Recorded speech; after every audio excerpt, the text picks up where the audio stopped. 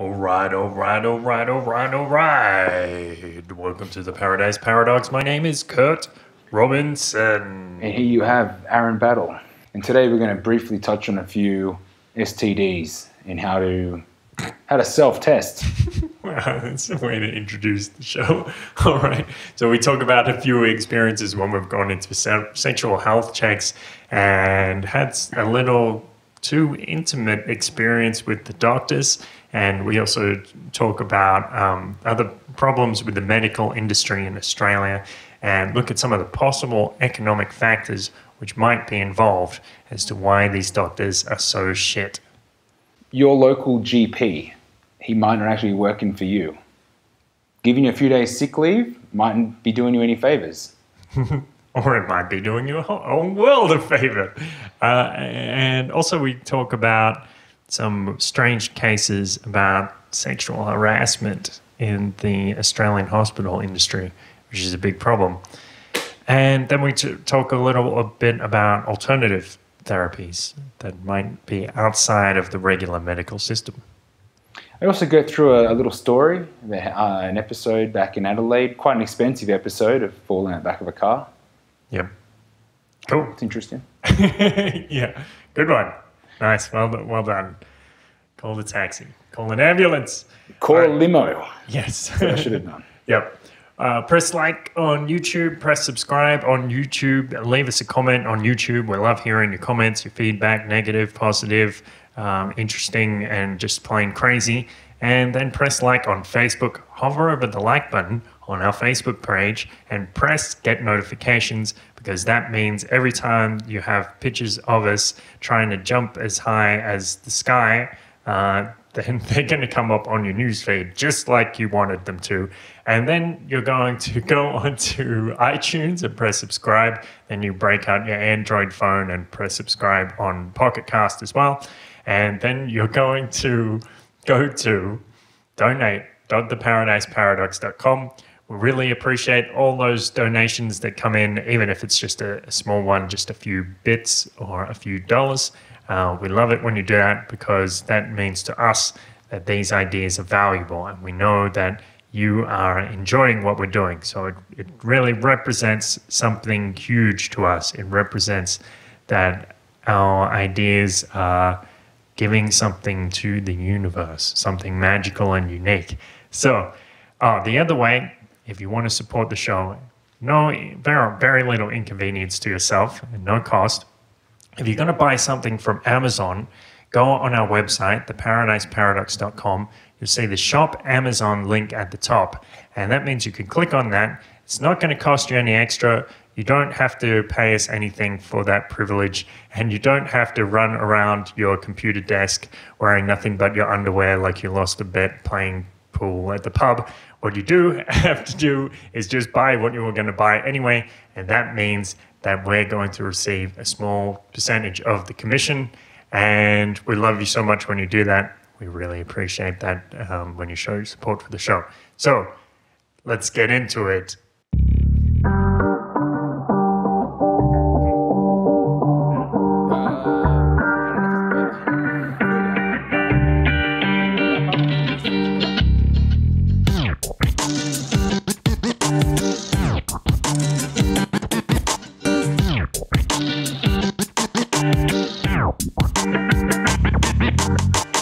So let's talk about a few medical stories and things about the medical industry, problems with the medical industry. Do you have some interesting stories to tell? Oh, where do I start? Medical, not my thing. All right. Let's talk about doctors. Yeah. Okay. I mean, doctors are, that's kind of the apex of the medical world, right? In the Western medicine, yeah. Yeah. Nice clarification. Okay, cool. Western, what do you call that? Mechanistic medicine? Well, I think of let's say, Dr. House, Dr. Nick Riviera. Who else is there? I got Dr. Oz. I don't. Okay, Dr. Phil. Oh, no, Dr. Phil. He's not a doctor. No, isn't he? No. Is he allowed to have the name doctor? Or is... It's just good advertising.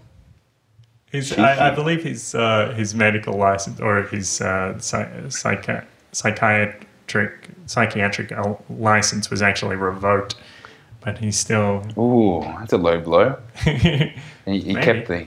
Maybe he was just revealing too much truth, and the psychiatric industry didn't want to condone his crazy actions, or who knows. Okay, no, I didn't know. It just seems wrong to be able to carry that doctor title. Yeah. If you're not. Yeah. Especially at that level, it's like everybody. It's kind of in the open side. What does it mean to be a doctor, though? Because that's just, you're talking about recognition, like a government license. I don't think it makes you necessarily any less a doctor just because you're not licensed, just because you don't have the appearance of legitimacy from a government. I think being a doctor is something else.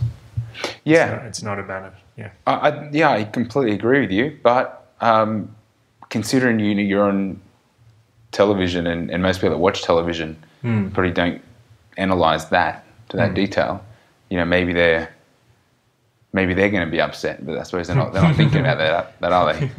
Yeah, well, I don't think I would put too much emphasis on Dr. Phil's advice. Sometimes he says some okay things, but no, it's not going to bother me. Well, I'll tell you. I mean, I have a lot of strange things that happen with doctors and some things some nurses have told me and all types of things. I mean, one thing in Melbourne, living in Melbourne, of course, when I have a job, if I use more than 2 or 3 sick days a year, then I need to get a medical certificate. And this is just, to me, this seems ridiculous because I'm like, okay, I'm trying to convalesce, I'm at home in bed, but no, okay, I have to get up out of bed and go to the doctors. And I go to the doctor and I've taken the day off because I have gastro, or it could be anything. I have a severe flu and I need some days rest. And I get into the doctor and this Chinese guy, and he says, gastro, no dairy. How many days you want? And if I wouldn't normally take advantage of this, but I mean, actually, I don't think I ever took advantage of took more days than I needed. But here is the guy; he's willing to give me however many days I want. I could say 3, I could say 5, I could say 2 weeks, whatever. What a cool doctor! Yeah, from what I could tell, maybe he wouldn't give me 2 weeks because that's pushing it, but he'd probably give me 2 or 3 days even if I didn't need 1. So that just shows me how ridiculous it is that employers ask for these medical certificates. It's a waste of the doctor's time, and it's a waste of the patient's time, and it's a huge waste of everybody's time. It's just like it's trying to punish people who don't who've never been to a doctor who is willing to write them a medical certificate. I don't understand what their logic is behind it, or they're trying to weed out the those small percentage of people who are willing to lie. They're willing to call up work sick, but they're not willing to go to their doctor and pretend that they have gastro. So, you think it's a small percentage? Why? I mean, if you're willing to call into work sick, why aren't you willing to lie to your doctor? I think where you're the customer. No, it's all very silly. Yeah. But isn't that why it's there, to weed these guys out, to make you think? I have no idea why it's there, because I don't think it does anything. It just inconveniences people. Yeah, it's very uncomfortable. Yeah. But the thing is, the thing about the medical system in Australia, if you go to a doctor that's bulk billed, this is a public, it's like a combination of the private and public sector, but it's more dominated by the public economics. Because the thing is, you're not paying the doctor directly. You have a Medicare card, and you go in and you give the receptionist your Medicare card, and it doesn't actually matter who you are. That is, you're not the customer. The government is the customer. You're just the patient. You're not the one who's paying the money. So the doctor doesn't actually care too much about the reputation he has among his customers, because he knows his or her customers are going to come back anyway, because from their perspective, the treatment is free. And he knows that you can come in and he can prescribe you something and get you out the door. He'll tell you some little story to get rid of you, and he can see another patient, and he doesn't have to worry because he's already got his money. So it's not in his interest to go out of his way to give you particularly good medical advice. He doesn't really care. But giving you 1 day or 3 days, that's going to keep certain customers coming back. That's true. So, why bother actually providing medical care? Because you can just write it off and leave it at that. Yeah, tell them not to take any dairy, and that's that. Yeah. Was that it, or was it, in your case, or do you require some further explanation or analysis for your situation? In some cases, I would press him for details and say, isn't there something else? Or, he'd prescribe me some medication for a problem, and he'd say, yeah, well, this is a standard medication. I always give this to my customers. And I'm like, okay, how much detail are you really considering in my particular case? And isn't there a way that I can address this without taking some medication, some artificial chemical, which I don't know what it is, can I adjust my diet or something? And he's like, well, you can, but this, like, right now we have to treat this problem, so just take this pill. And you can insane. figure out the rest later. That's your responsibility. Well, at least you're asking questions. Most people would be happy with their 3 days and just give me whatever you think. I really give don't me care. Some pill. Who gives a fuck? Yeah. Yeah. I know people, I guess, in general. That's exactly what they want. Yeah.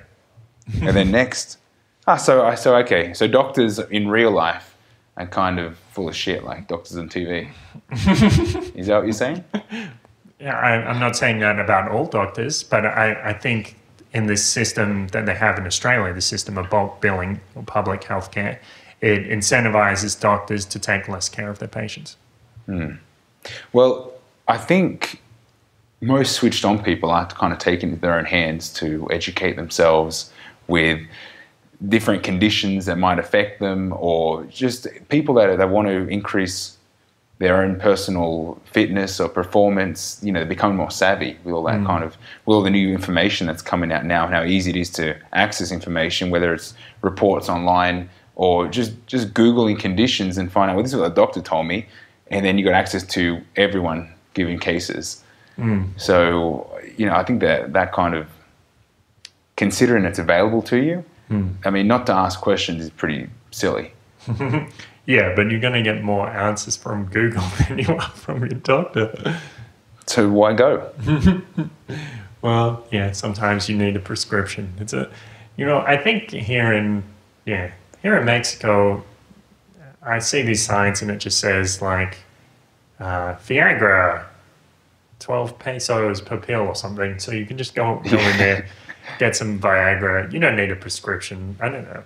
You don't even need a penis. Yeah, you don't need the qualifications. Just order it. Yeah, there's that movie, Dallas Buyers Club, about the guy who comes from the United States to Mexico and takes advantage of the liberty that Mexico has in its medical system.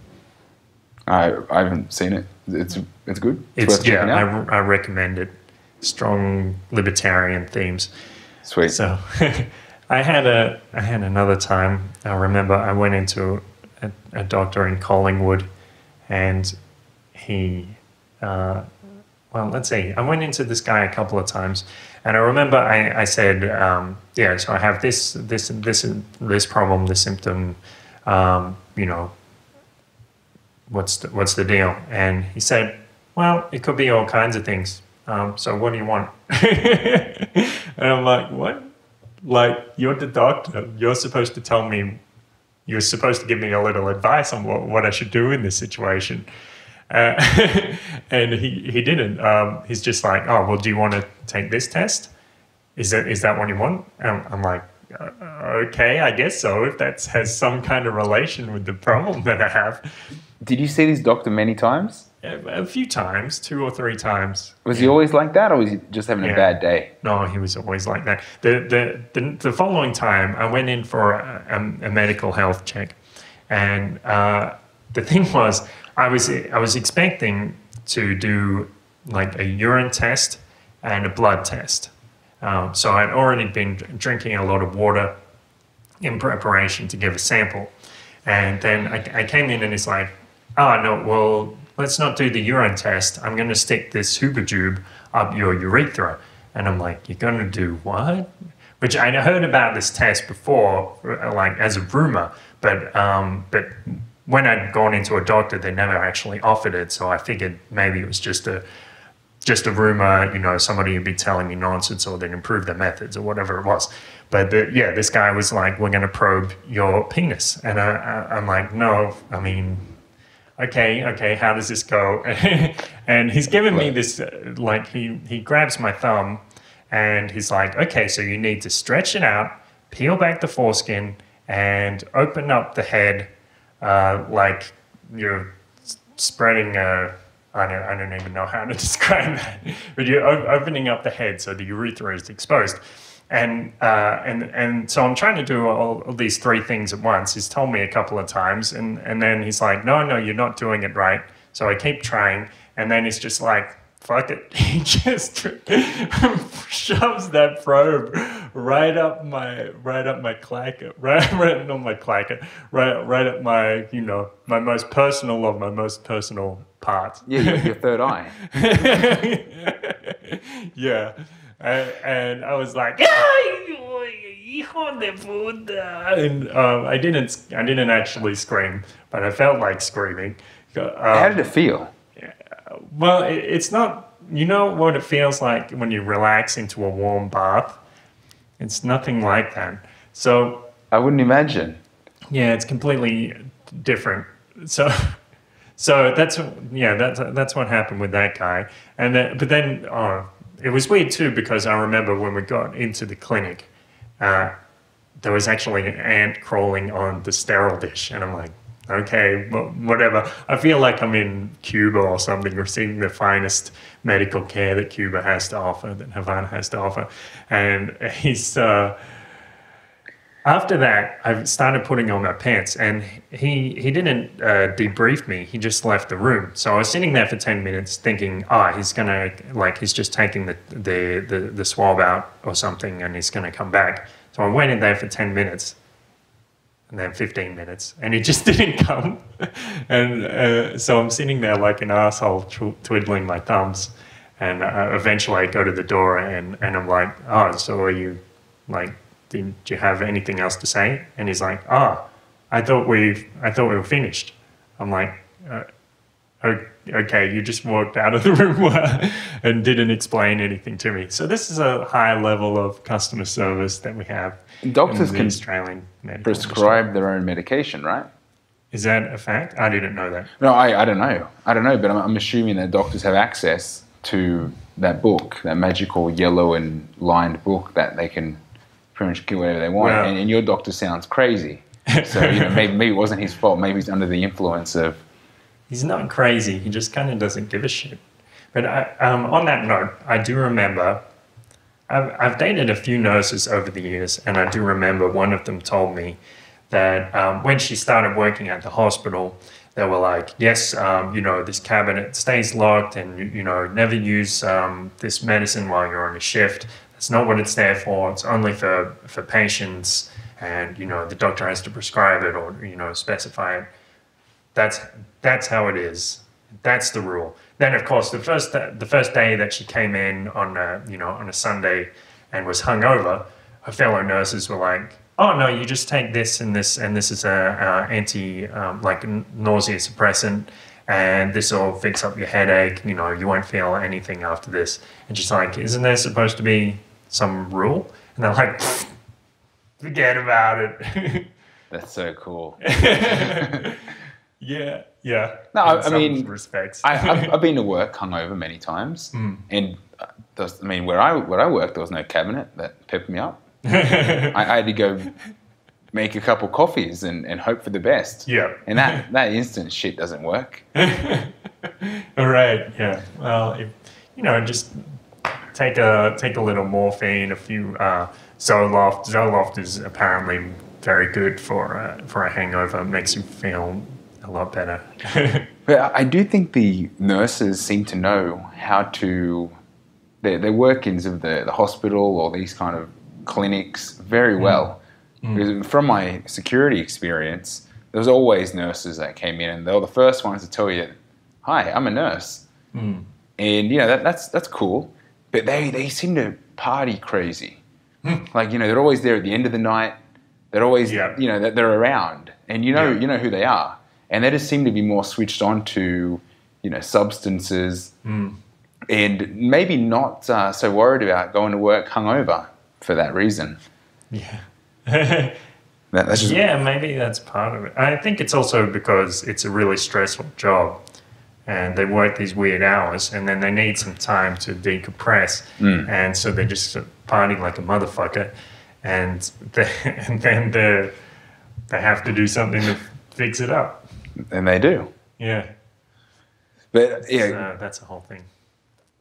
But I mean, even like the knowledge they have isn't, I mean, they wouldn't have got that. What, they go to school or something, right? Yeah. To learn all that stuff? Sure. No, I'm just reminiscing sexual education back in high school and how useful that was. Do you recall those stories, those times? More or less. I mean, I know what estrogen is, and I don't know. I don't think they told us where the clitoris was. What are you getting at?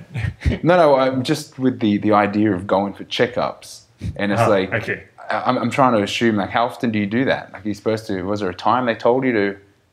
Sorry, you did ask me about sexual education, did you? Okay. Yeah. Okay. But I'm assuming the only reason why you're going to stick a swab, a hubitube in there would be because it's somewhat related to those regions. Yeah. And like and really, I have to say, my education on all that was pretty shit. Like, school didn't really teach you much. Yeah, it's true, actually. Yeah. And then I don't remember them teaching you much about STDs, except maybe about AIDS. And AIDS is like the one which you least need to worry about. Like, there are a lot which are more common, like chlamydia and papilloma. Those are the ones which go around. So I don't know why they've spent so much time focusing on HIV. Try to scare you. Yeah. You will die. There's no coming back. Yeah, maybe that's something to do with it. Well, yeah, I just found it interesting because I know that I don't really go for medical checkups. It just seems like such a drag. Like, and then at the end of the day, you don't want to hear news you don't want to hear, so why go? Right? I think that's an attitude of, it's kind of like out of sight, out of mind. Kind of deal. I think exactly. A lot of people fall prey to that. Yeah. Like, who really wants to go to the doctor if you have a pain? I mean, normally it just fixes itself anyway. So, yeah. The last time I went was about 8 months ago, which could mean that I'm due, but I can't remember in school if they told me how often you should go. And that was to get my blood work done. Aaron's pregnant. You said you were due. That can happen? I don't think so. Maybe I'm not doing it right. Yeah, you need to try some different positions. Well, one interesting story which someone told me. This fellow I know works as a paramedic in Italy, and he told me this story where someone had phoned in this problem. Someone had a problem with his wife, but it wasn't really clear what the medical problem was. And so this fellow arrived at the scene, into the house, and went inside. The guy opened the door, and he's like, "Oh, please come in. My wife. It's my wife. She's in a terrible condition," like this, because that's how Italians speak. And of course, yep. And so he led this fellow to the bedroom, and yeah, he was there standing from the doorway, and he just sees the bed and this outline on the bed, you know, somebody laying there in a terrible condition, and the guy's like, oh, she's sick, she hasn't even for days, I don't know if she's going to wake up or whatever. And the paramedic comes over, and he starts saying her name softly or something, trying to wake her up, and he peels back the blanket, and underneath is like 3 or 4 pillows arranged in the shape of a human. And the guy's there like, what can I do? What can I do about my wife? And the paramedic just says, it's okay. I think your wife is going to be all right. And he just left. He was completely in shock. He didn't know if this guy was like whacked out of his brain. Was he going to turn violent or something like that? Like, what if you moved one of the pillows? He's going to assume that someone's decapitated his wife. It was a sting. It was a setup. Yeah. Where are the cameras? No. Well, maybe. But Is it a true story? Well, it was reported to me as true, and this fellow I know experienced this. You know, according to his word, in my experience, he's quite an honest guy.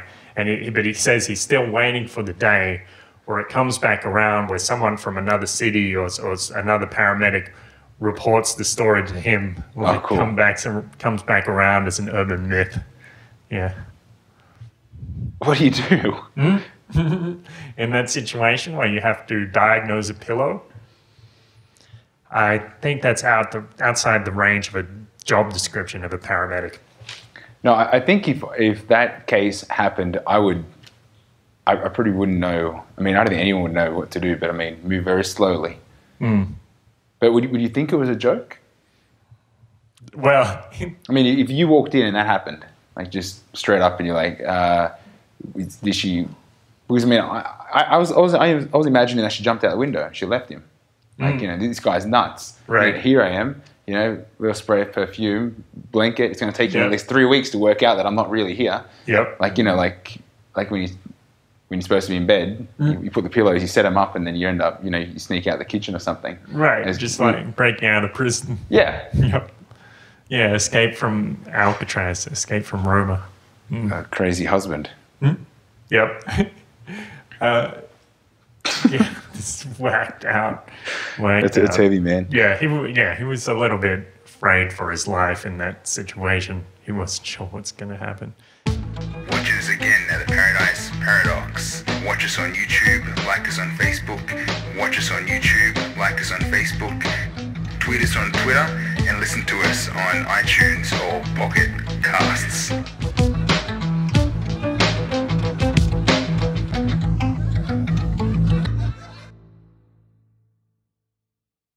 Not really that funny. It's just interesting, as in you don't really know what's going on, like that, like this checkup that you had. It's like, you know, you want answers. And yeah. You want to find something out. Yep. And you're left there like, are we done? Or something else? Or what? Yeah. So what happened? Well, I don't think it's unique, as in just just for us. Yeah. But I mean, I'm jumping back maybe 10 years now, and well, it all, like I said, as dudes, like, you know, we're not that proactive in going to get checked. But about 10 years ago, crazy girlfriend, and you know, you get the call, and it's like, Aaron, what did you do? What did you give me? You know, all this craziness and yelling and screaming, and then you're like, it's better to give than to receive. Well, that's true. It's the intention, right? Yeah, it's the thought that counts. Anyway, so what? I said she was crazy because, of course, you know, I'm a pretty normal dude, so I'm like, what the hell are you talking about? Yeah, like, I'll see you at lunch, we'll talk, whatever. Yeah, you know, and you kind of cut it off, and then you get the phone call from the work friend going, Aaron, you know, like, she's pretty upset.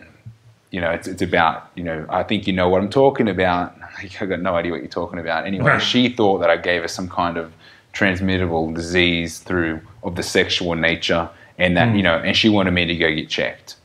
Like that was the gist of it. And of course that seemed like hard work. Like, I didn't give you shit. What are you talking about? Right? Like, it's this kind of idea. I was young, early 20s. Anyway, so she convinced me to go to the doctor. And here it all starts. I don't want to go to my doctor. Yeah. Right? Like that's weird. Like, I don't want to go to my doctor. So I went and found another doctor. And I don't know what the process is, like a weird sliding door. Like, these doors, these places are always different. So the waiting room had a funny smell. I'm like, well, who cares? I'm here now. And of course with the bulk billings, because, like, I'm going to fork out for this. I'll let my tax money do the work.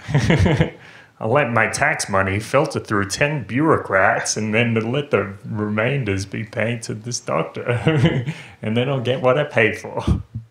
Top quality service. Yeah. Well, what was top quality was the massage that I received. Okay. Yeah. Okay. You probably didn't see my hands. No, it's just uncomfortable because you don't know what to do. Were just like moving like as if he was weighing a very small scale, or juggling. Yeah. Yeah. It's like you never know what to do, and it's like, okay. And it's like they look at you, they lean over and look at you funny, and it's like, okay, so what are we here for today? I say, well, look, my girlfriend thinks I gave her a sexually transmittable disease, and just thought I'd come get checked, right? Real casual. Yeah. And he's like, okay, get him off. Like, all right, so I pull my pants down, like, this is, like, that's the first thing you need to do, right? Like, let me see what you're working with here. Yeah. And that's, to me, never been before. That seems reasonably normal. Yeah. And then he gives my balls a little massage, and I'm assuming that's all in order. A bit of a pull. Yeah. Top quality. Yeah. Quality balls you have there, as. Yeah, like firm. Yep. Yeah, it seems like good elastic nature. That's all in order. And then he looks at me and goes, okay, you're going to have to go here and get a blood test. And I'm like, was that really necessary? Like, and then, of course, the questions like, is there any have you noticed any unusual excrement or, right. What's the other word? Well, anyway. Discharge. Discharge. Anything out of the normal. I'm like, I'm not even sure what normal is to start with. Anyway, I'm like, yeah, okay, everything's cool. Went to get the blood tests and all that done. And I don't know what's written on the forms, but the nurses that do the blood test, I think they've got an idea of why you're there, right? Because they kind of look at you like, oh, someone needs to know something. Like as if, someone's being cheeky. Like who sent you in for this test? And like, I don't know, it was like, there must be a tick box, angry girlfriend. It's like all the men are lined up, getting checked. Like that's how I felt, right? I don't do this stuff. Like I said, I don't do checks. So I was not too sure what to expect. And the girls are kind of looking at me funny. Or maybe it's all in my head. I don't know. It turned out like there was nothing there. And I was just I don't know, maybe my ex-girlfriend or whatever ate too much chili or something. I got no idea. But it was just, I don't know, the whole experience of going to get checked. I mean, this is why guys don't go get checked, because there's no like understandable process. What do you think? Understandable in the sense that you wouldn't get your balls fondled. Is that what you mean? Well, you don't expect that, but then you kind of do, because then you're so casually pulling your pants down, so you kind of expect something to go on, but you don't really know what they're going to do. Okay, well, yeah. Well, the thing is, I had a very similar experience. In this case, I went to I went to the Melbourne Sexual Health Clinic. This is years ago, like 8 years ago now, and went to get a test. First time I'd ever been tested, and the doctor who came to help me out was this woman with a spiky hairstyle. And I kind of assumed that she was a lesbian. And I guess in some sense that made me feel more relaxed, because I'm like, yeah, she's not going to judge me. She doesn't see me as any sexual object or anything like that. Or there's not really much creepiness about it, right? Yeah, I'm with you. Yeah, so... That's Bart Simpson. Yeah. So she's like, well, do you have any unusual discharges from the penis? I'm like, yes. Well, sometimes when I take a dump, some semen comes out of my dick, I think I said a little more politely, but she said, "How do you know it's semen?" Like sitting on the edge of a seat. Like I just revealed the next clue in a a blockbuster suspense thriller or something. And anyway, so I gave her a urine sample, and then she's like, "Okay, well let's have a look." And she's investigating my penis, and she's pulling out cotton swabs and putting them all over, just putting them in a sample jar. And then I'm just laying back and relaxing because I'm like, yeah, when this is what it is what it is, and I'm just relaxing. And then I noticed like you're feeling squeezing sensation, and I look down and she's like grabbing my dick, squeezing it like she's trying to get the last drop out of an icing tube, and I'm like, just look at her with a puzzled expression, and she's like, "Yeah, I'm just trying to extract some discharge." She was there for like a good 3 or 4 minutes, squeezing my dick over and over. And at the time, it didn't occur to me that something unusual might be going on, because I'm like, yeah, this is a doctor, this is a professional, and she's not doing anything perverted. Of course, she looks like a lesbian. 3 or 4 minutes, just pulling your dick. Nothing perverted in that. Yeah, nothing odd about it. I just lay there and took it. And it didn't even cross my mind that it could be something sexual. I didn't get aroused because that was the furthest thing from my mind. Business. Yeah, exactly. Nothing more than a business transaction.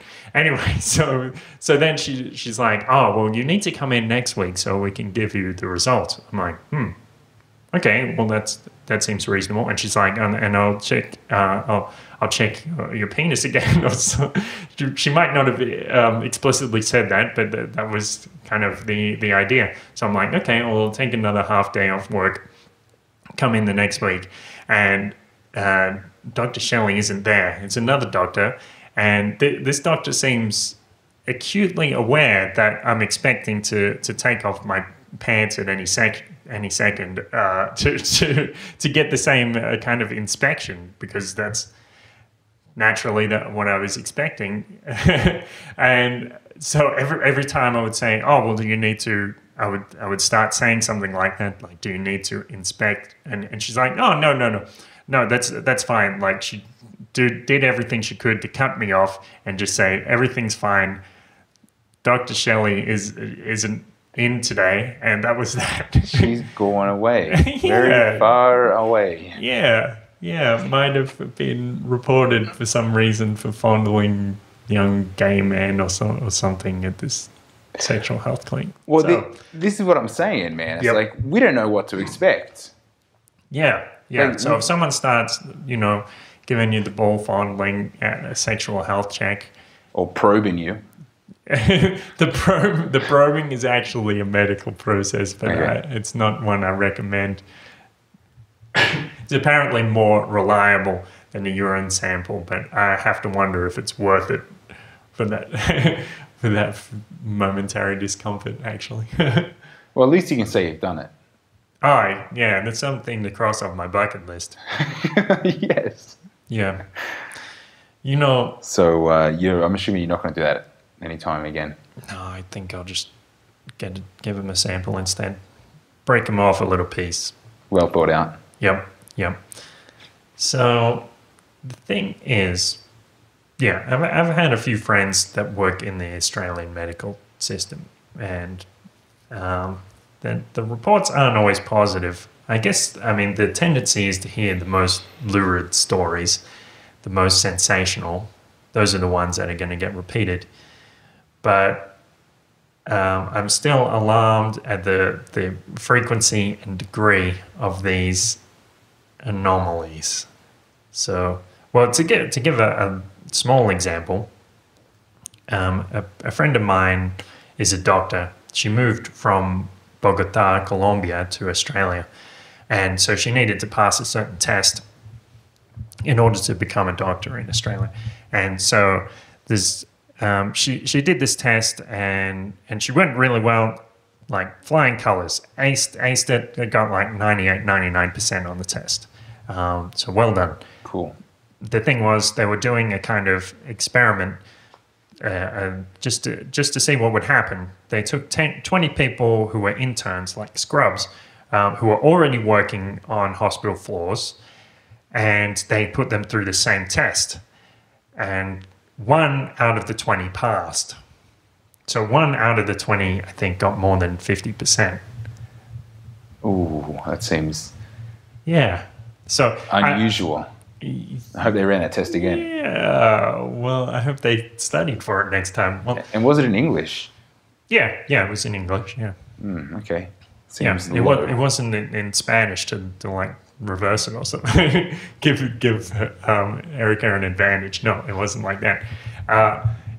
So I have to wonder, I mean, a factor in this is also that I know the Australian government is going to be harsher on immigrants than it is on people who've grown up in Australia. And that's, an unfortunate, it's a blow to meritocracy and competence everywhere. So I know that the standard was probably higher for Erica than it was for these students. But it's still rather disturbing. Like you have these people already working and they can't barely pass a test. But is that because it's a public system? I don't know. I don't know why. I don't know, like, if it's the standard of entry for them. I don't know if it's because when Australia really needs doctors, they just let them through. Do you know what a throat is? Yep. Okay. Go ahead. Don't cut it. Walk right in. Yeah. Remember not to cut the throat. Yeah. That's all you need to know. You're a surgeon now. That's insane. Yeah, I don't know. I think that's probably a factor that they lower the requirement when there's a higher demand, and this I think it's partly because of these restrictions on visas. Like I'm sure there are like thousands, if not hundreds of thousands, of good doctors in India and China who are like just far superior than a lot of Australian doctors, or people out of Africa. I'm sure there are a lot of great doctors there, but they can't come to Australia a lot of the time because there's a limit on how many people can immigrate to Australia in a year. And it's also because I think it's partly because of a kind of socialist calculation problem. Because if you're working in a hospital in Australia, and that is in a public hospital, it is a socialist institution. That means it's essentially planned by bureaucrats employed by the government. They don't necessarily have the price signals that they need, the supply and demand signals that they need to indicate how many doctors that they need, and therefore they're understaffed for doctors. And that's another problem, and it leads to these other problems. So, I think that's my like superficial economic analysis, but I don't really know what the problems are in this case.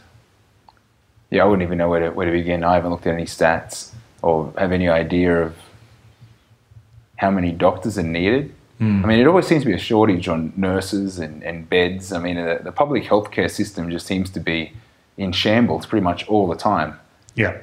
And I mean, that's pretty why. That's pretty why, because they've got no way of really measuring or predicting well, future levels of requirement. Yep. Yeah. So of course you get things where people say, I have this type of cancer. How long is it going to be until I can get operated? And we'll put you on a 6-month list, and your life expectancy is 5 months or something like that. And these problems happen in the UK as well, and in Canada. Now, I don't think the Australian system is the worst in the world, but I think it falls significantly short of its potential. I think a private system would be far superior. And with these price signals, I mean, people say, but look at the United States, because that has a free market healthcare system. No, it doesn't. You ignoramus. No, look at the facts.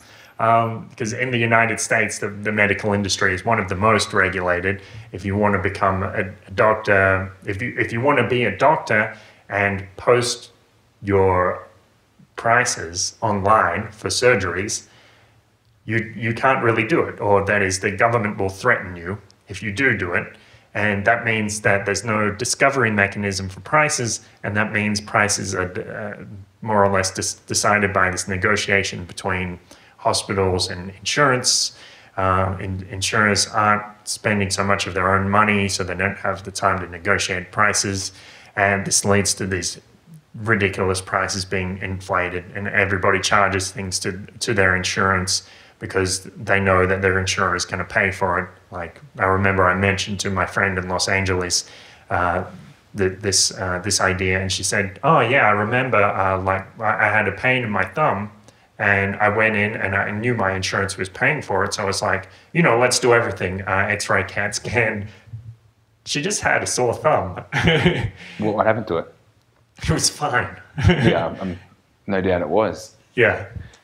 So this is a whole thing in the United States. The United States medical care system doesn't have anything to do with the free market. I mean, like some will say, "Oh, well, there's never been a perfect free market." Okay, well, that's fine, but it's still a spectrum. The United States is way down the line on that spectrum. If you wanted to look something more like a capitalist or laissez-faire system, you would look at somewhere like Hong Kong or Singapore, look at their medical system and see how it stacks up. Spoiler is, they're some of the best in the world. And I wonder how that compares price, because I know the US is crazy for medical insurance, and I mean Australia's on the rise as well. Here in Mexico, if you want top premium service that covers everything, it's pretty much like Australian prices as well. Because, but I mean, I don't know how the Mexican public system works. Right. I mean, I've never had the experience. Never had the pleasure. And hopefully, I never do. Yeah. That'd be nice. Yeah. But this kind of medical insurances is kind of, the general idea is you pay it, and it might be expensive, but you pay it because you hope never to use it. Yes. And I completely understand that, but that doesn't justify expensive medical care. No. Or insurances. Yeah, that's right. And, well, I used to work in the financial sector, and I would notice a lot of my customers would complain. This wasn't about health insurance, but about other types of insurance. And my customers would say, "Well, why is it so high?" And I'm looking down at the invoice, and I add up the taxes, and the taxes make up about 30% of the premium. So, do the numbers. It isn't the market that's driving up the prices. What a perfect way to milk the public. Yeah. You need health insurance? Well, I'm going to charge you 3 taxes on it. I'll even tax your tax. That is what they do. The thing is, you said need. You need it. Well, to some extent. I mean, you need medical care at some time in your life. So, in a sense, yeah, you do need health insurance. Yeah. With that being said, I'm pretty confident that I'm not covered right now. Right. Which could be silly, considering the reckless nature of my surroundings. Okay. You think you're going to get trapped on a burning bus or something? It's happening. No, I just think here in Mexico, the chance of something happen is perceived much higher than anywhere else. Yet, I don't know. I like to live dangerously. Yeah. I kind of have an altered view on life and death ever since that experience. What was the episode? Look it up. I can't remember. I'm kind of already living on extra time. Death was the name of the episode. Yeah, it's a link. In a goodie. Show notes. But I mean, I think because they have the population so trapped with their own fear of, you don't want to die. And that dying's like, I was going to say the end all, but it kind of is. No, but they do inject all this fear into the public, so that they having that insurance that nothing's going to happen. If anything does happen, then I'm covered. it's kind of, it's kind of crazy to think that they want people to be scared so that the insurances, it doesn't matter how expensive it is. Yeah. It can be expensive and you can always justify it. Yeah. Because you never know when you're going to need it. Is there an alternative? An alternative to health insurance? Yeah. Like, is there a group of people that just like, whatever happens, I'll just pay for it? Yeah, I'm sure there are some people like that. Because I know I don't have any health insurance at the moment. My travel insurance expired like 6 or 7 weeks ago, so I'm uninsured. My things are uninsured, but nothing has happened yet. Well, it's and I figure I've got some money. I've got some credit cards, so if something happens, I can charge it. Yeah, I don't think it'd be that expensive here in Mexico. Yeah, I think you could pretty much just, worst case, you'd be out of pocket maybe 10 grand, and that's extreme, I think. But that should pretty much cover, any type of brain surgery or. Okay. Well, what else could be really extreme? Yeah, I don't know. I don't know what gets more extreme than brain surgery. Maybe a head transplant. Or a second head. Yeah, if you want to do a Zaphod Beeblebrox cosplay. But what would cost more, removal or addition? A removal of a brain? Or an addition of a brain?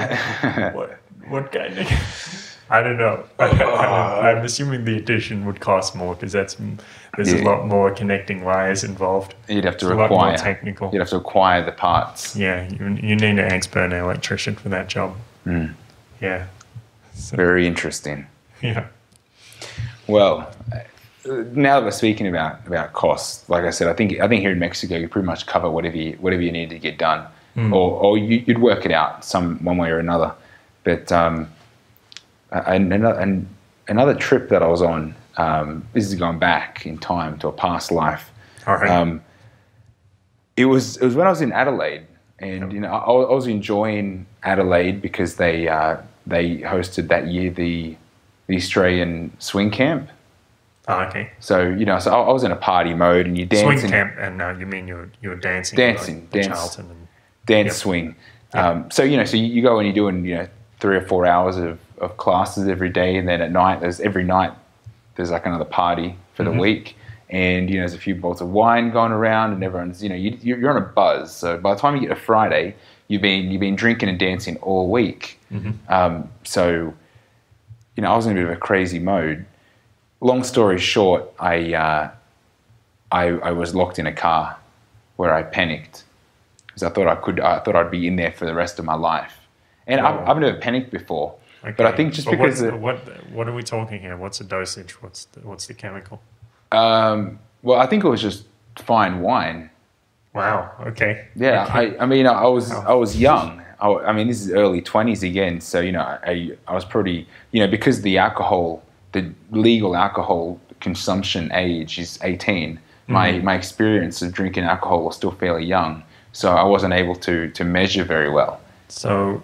A bottle of wine made you think you were going to die? Well, maybe not a bottle, but, cumulative effect. Okay. But I've never panicked before, but I think it was kind of this feeling or this ball of energy inside you that just needs to escape, and then your brain shuts off and you think you're never going to get out of that car. Like you think you're trapped. So anyway, you said you were in sleep paralysis or something? Well, no, not in that experience. Okay. But then why would you feel like you could never leave the car? What would possibly stop you? Oh, okay, yes. Is it? Yeah. Yeah, okay, no, I'm with you now. There's a key part of the story here. Okay. The friends that I was with, good friends, at that time, they were trying to contain my crazy antics. All right. So they thought it'd be interesting to lock me in the car.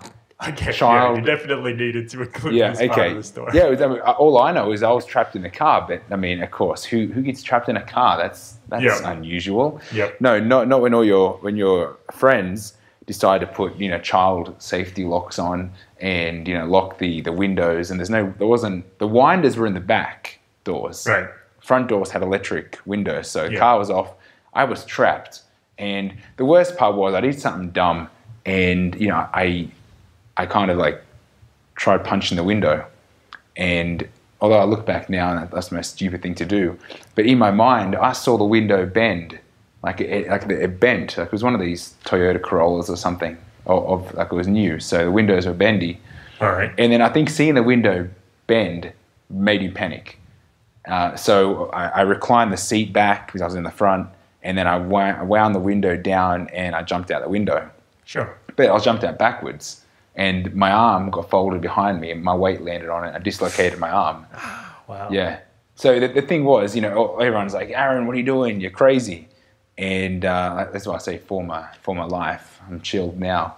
But I was there and I didn't even realize what I did. But, I went to hit the person that locked me in the car, and I realized that my arm was somewhat wobbly or bendy, and it wasn't doing what I was telling it. I'm picturing this scene from Ace Ventura, Pet Detective, where he gets hit with tranquilizer darts and his arms are wobbling all over the place and he can't control them. That's exactly what it looked like. Right. And I'm in this head mode where I can't work out what's happening, and I'm looking at my arm and I'm telling it to do an instruction like raise, straighten, throw, punch, and there was nothing happening.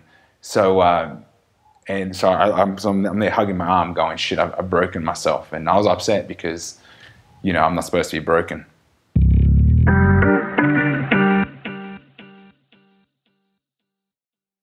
I'm a little bit frustrated with the fact that I broke down.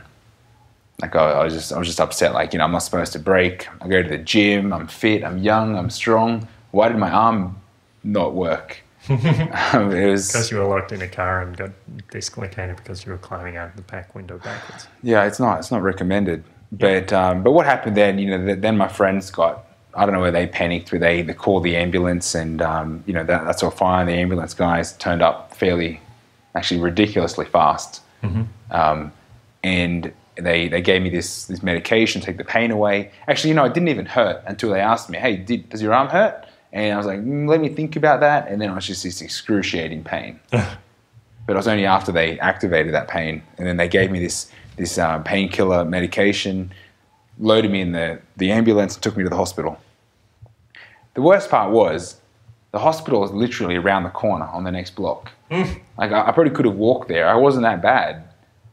Yeah, well, it was just your arm. It doesn't affect your legs, right? Yeah, and I was holding it, and I was fine, and put it in a T-shirt sling or something. And I guess overall the service is pretty good. They got there super fast because they were literally there anyway. They were around the corner. Yeah. I got to the hospital, a few jokes and laughs. They popped my elbow back together. Everything was fine until a few months later, and I got this bill that was like $800 or $900 for this ambulance trip. Yeah, right. That happened. Like, you hear about it. Yeah. About people getting helicopters at like $5,000 or something, and it's like, you're not covered. I was like, well, this isn't right. I mean, of course, it was an ambulance ride. I'm covered for this. It turned out that the dodgy health cover that I had was only like New South Wales, which is the state that I normally live in. Yeah. And it was beyond me. Why would I want a state-only like health cover? Yeah. It's like it was out of my mind. I thought this is crazy, but apparently that's what they offer, and like to me that seems ridiculous. Knowing that Australia is a big place, and of course people have the economic freedom to travel quite a bit. Yeah. Jumping state to state isn't quite a big challenge, but $800, $900 for a 5-minute ride. I don't understand where they justify charging so much money. Well, you got to have like the ambulance black. Like you got to have an ambulance set up like a limousine, and you have a couple of TVs, and they put in some girls with you, and they have a mini bar and stuff like that, because that's what you paid for. That's really what you should have received. The 50-cent service. Yeah, you got the 50-cent service. Yeah. Well, it's probably a $5 taxi ride at most. It could have been $7. You know what I mean? Like they're expensive, but I mean that's our public system. Well, I mean that was. I mean I guess we're still Australian, I think there's a better way of working that out. Yeah, I suspect so. Yeah, another horror story that I heard, I think this would be the last one, but yeah, a girl I was dating works as a nurse, and she was telling me this story about how a doctor was going to perform an endoscopy. So he's going to stick a camera up this woman's colon to find out what was going on, like she had colitis or something. And so this woman is spread out on the table, anesthetized, I think with a general anesthetic. And I said, so what happened? Wrong hole? And I thought what I said was funny. It wasn't funny. It was very serious. When I'd said actually happened, this doctor, this is like 60-year-old doctor, had stuck the camera inside the woman's vagina instead of her anus. Now, I don't know how you get to 60 years old, doctor or not, without knowing the difference. Like, you have to have some awareness there. So that was quite horrible. Another story she told me was this guy came in and he had some problem. He'd stopped breathing, and the nurse was there trying to do everything she could, like perform CPR and bang this guy's chest to get him to start again. And the doctor is standing there in the doorway, and the nurse is like, "What are you doing? Like, are you gonna get some adrenaline or come over here and do CPR? Like, do something." And the doctor's like, "Nah," like off in his own little world, a complete nuff. And apparently this is the kind of people that we get in the medical profession sometimes in Australia. And that patient was lost. That patient did not survive the night. And this doctor is apparently still working in Australian hospitals. So this gives you the kind of the idea of madness. Like, I don't know all of the problems here, but there's something not right. There's apparently a systemic issue. Like, if Dr. Phil can get his psychiatric license revoked, this guy should get his medical license revoked like that. The other problem with the Australian medical system is the sexual harassment. It's rampant, and some nurses have told me that the guys will, the doctors or the administrators will come up and poke girls or say nasty things to them over and over. And I was like, this is horrible. I was horrified. I couldn't believe this would happen so frequently. And I said, well, you need to report him and this and this and this. And the girl said, or the woman said, no, well, I can't report him because if I report him, then that means he's just going to bully us even worse because he knows that it's going through the process that he's being reported. And I said that's also against the legislation. If he does that, he's in even more shit. But apparently this stuff just continues. These women and normally it's women, but I suppose it happens to men too.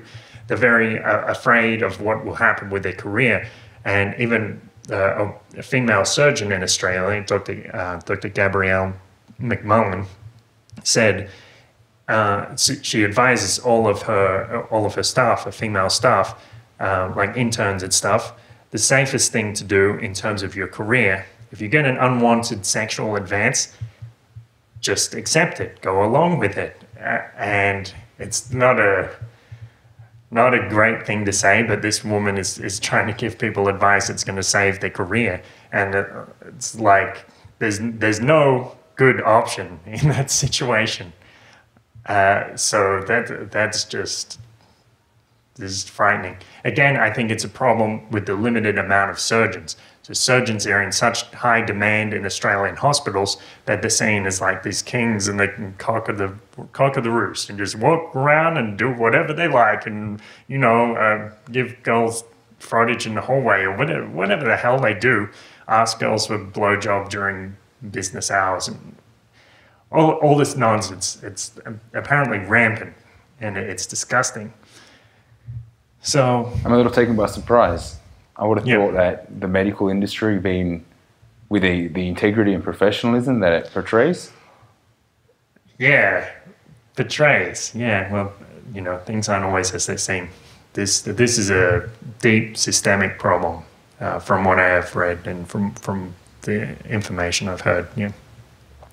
So, yeah, that's quite disturbing. But We can't finish on that. That's such a down. well, I don't know what we could say. That's good. That's cool. Okay. All right. Yeah. Well, I mean, let's Tell me say. a story about a shaman in Mexico.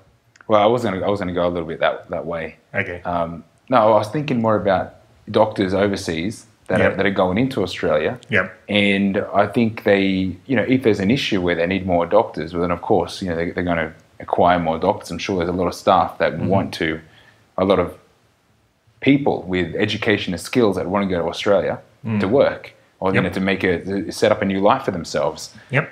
But I wonder what type of classes these doctors would have, because I mean, I'm not sure of what education doctors have, but I feel like maybe an Indian doctor or a doctor from a country that has more of a spirituality or acceptance in the community might have a slightly wider range of just a wider base to diagnose from. Right. Yeah. Yeah. But, and he might be open to say, like, maybe you can look for an alternative, which in some cases might be a good thing. Like there is this, I guess this brings up a whole other point, but I think there's a perception in Western countries that alternative medicine is just illegitimate. There's nothing to it, no matter what it is. If it were real medicine, then they wouldn't call it alternative. And that's such a, like, it's just a semantic argument, just playing around with words. It's easy to dismiss things.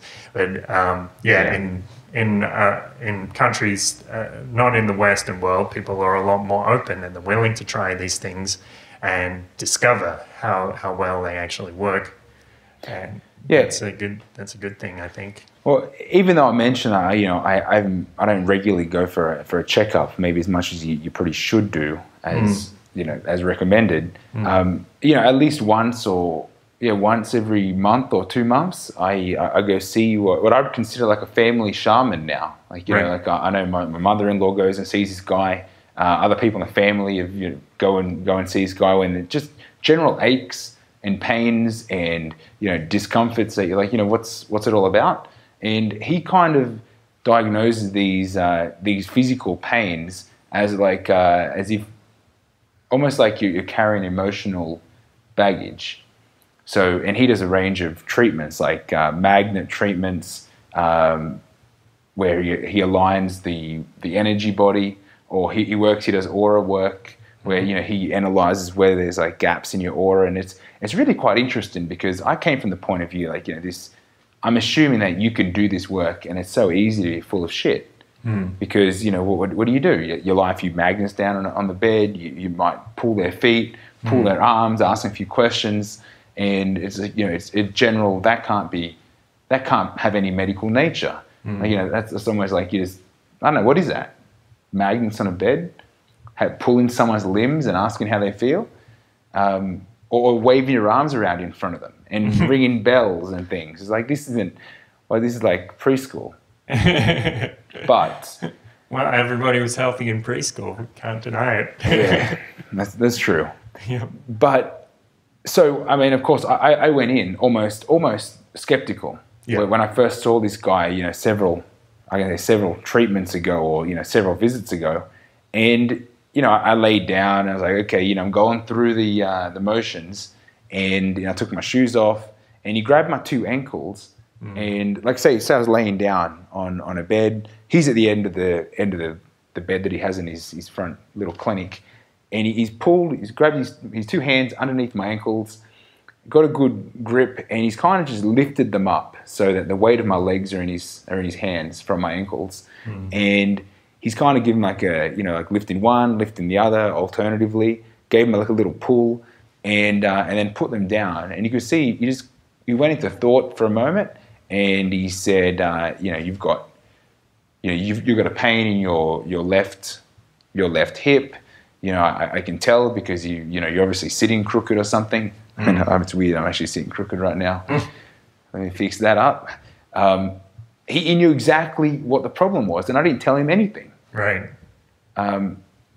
Very interesting. So he laid his magnets out in this unique pattern, and within 5 minutes, I thought I'm going to try and maximize this experience. So I started doing a little breath work.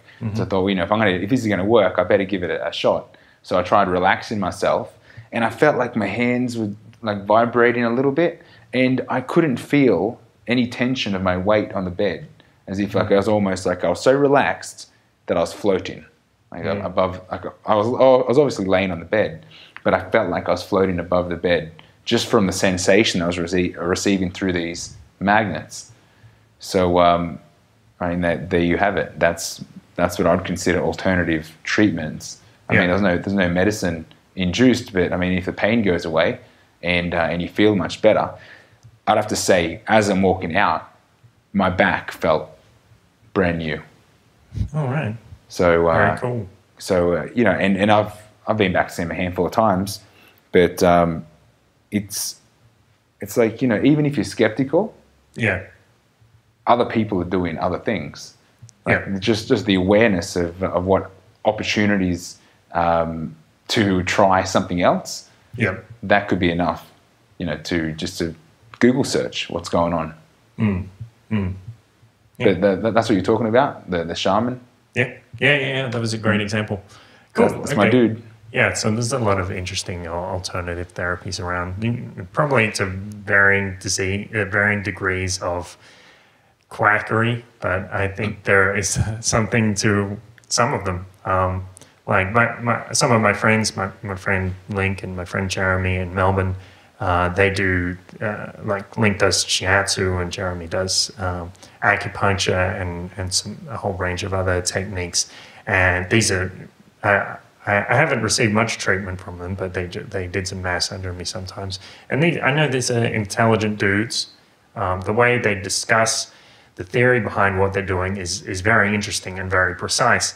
And I trust them, so I'm sure there is something to it. I'm not sure exactly what it is always. I mean, sometimes it's like a kind of physical therapy, but sometimes I think there's something beyond that. So it's very interesting stuff. Cool. So my name's Kurt Robinson. My name's Aaron Battle. And we're the Paradise Paradox.